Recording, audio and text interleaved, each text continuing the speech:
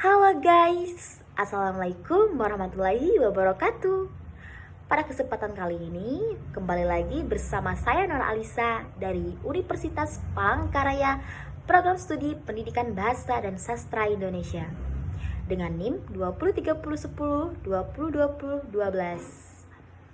Pada video kali ini, saya akan membahas materi tentang penyusunan surat lamaran pekerjaan. Sebelumnya, teman-teman sudah tahu kan dan pernah melihat lowongan pekerjaan di surat kabar? Nah, kalau kita menemukan iklan surat lamaran pekerjaan yang cocok, tentu kita harus tahu bagaimana cara membuat surat lamaran pekerjaan yang benar dan menarik. Gimana sih caranya? Yuk sama-sama belajar. Nah, sekarang kita akan masuk ke pembahasan yang pertama. Sebelumnya teman-teman, ada yang tahu nggak apa itu surat lamaran pekerjaan? Kalau ada yang belum tahu, surat lamaran pekerjaan adalah dokumen tertulis yang dikirimkan bersama CV atau resume ke perusahaan untuk melamar kerjaan. Surat lamaran kerja merupakan tanda pengenal dari pelamar kerja. Dokumen ini juga menjelaskan ketertarikan seorang kandidat terhadap posisi yang dilamar. Nah, teman-teman sudah tahu kan apa itu dari surat lamaran pekerjaan? Nah, surat lamaran pekerjaan juga terdiri dari beberapa struktur. Kira-kira ada yang tahu nggak ya apa saja struktur dari surat lamaran pekerjaan? Baik, saya akan membahas satu persatu. Yang pertama yaitu ada tempat dan tanggal dibuatnya surat. Dan struktur yang kedua yaitu ada perihal surat dibuat dengan jumlah lampiran. Yang ketiga yaitu alamat dan tujuan surat. Dan yang keempat yaitu salam hormat dan pembuka surat. Dan yang kelima yaitu ada isi surat. Dan yang keenam yaitu ada penutup surat lamaran kerja. Nah, sekarang teman-teman sudah tahu kan struktur apa saja yang terdiri dari surat lamaran pekerjaan? Selanjutnya kita akan masuk ke pembahasan yaitu langkah-langkah menyusun surat lamaran pekerjaan. Baik, yang pertama yaitu ada tempat dan tanggal pembuatan surat. Nah, tempat dan tanggal pembuatan surat lamaran pekerjaan bisa kalian tulis di bagian pojok kanan atas. Contohnya, Tangerang Selatan, 14 Oktober 2020. Nah, di sini dapat kita perhatikan nama tempat dan bulan selalu diawali dengan huruf kapital.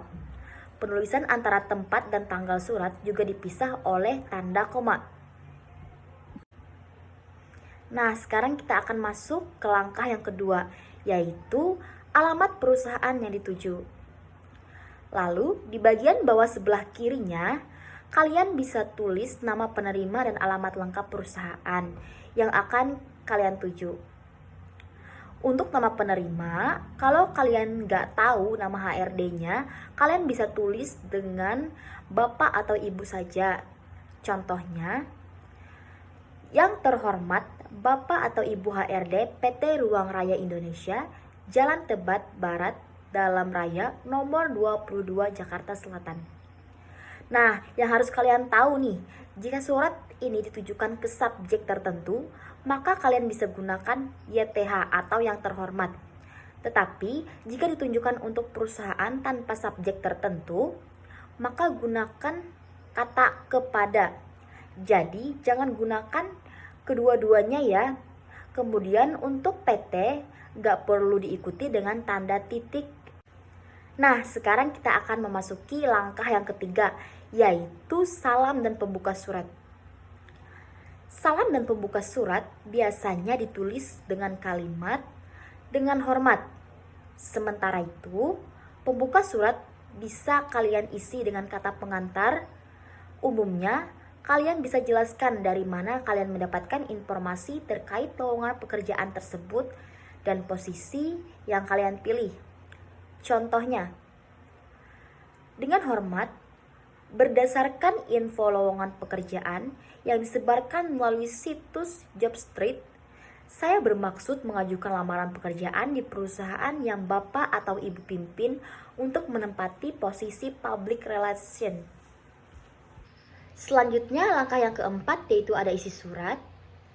Contohnya, saya yang bertanda tangan di bawah ini, nama Putri Aprilia, tempat dan tanggal lahir, Jakarta, 15 Februari tahun 1999. Alamat Jalan Puskesmas nomor 6, Tangerang Selatan. Dengan email putriaprilia@gmail.com. Nomor HP 08 13 45 67 8901.